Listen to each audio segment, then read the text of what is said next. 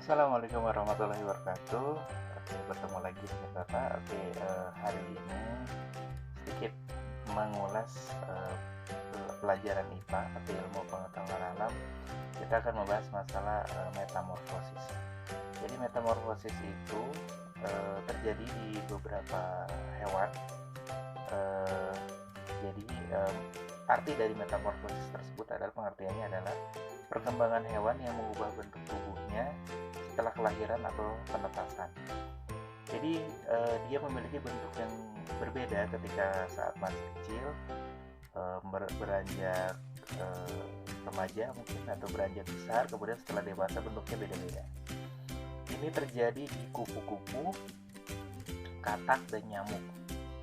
Nah, kalau yang terjadi di kupu-kupu itu ketika dia keluar dari induknya, itu dia berupa telur. Kemudian sudah menjadi setelah jadi telur, kemudian dia berubah menjadi ulat. Setelah menjadi ulat, dia akan berubah kembali menjadi kepompong. Kemudian akhirnya dia menjadi kupu-kupu. Kemudian kupu-kupu akan bertelur terus seperti itu, ya. Kemudian yang terjadi pada katak itu pertama katak akan mengeluarkan telur, kemudian telurnya akan berubah jadi kecebong.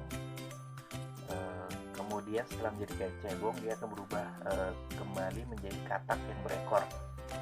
Sudah berbentuk katak tapi masih ada ekornya. Kemudian setelah itu barulah berubah menjadi katak dewasa atau katak yang sempurna.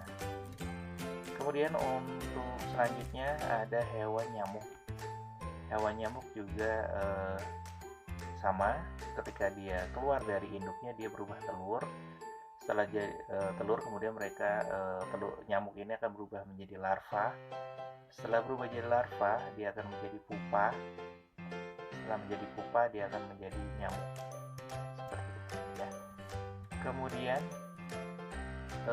adapun hewan-hewan yang tidak terjadi metamorfosis adalah hewan-hewan yang ketika dia lahir atau menetas dari induknya, itu dari kecil hingga dia dewasa bentuknya tidak berubah, hanya ukurannya saja yang berubah.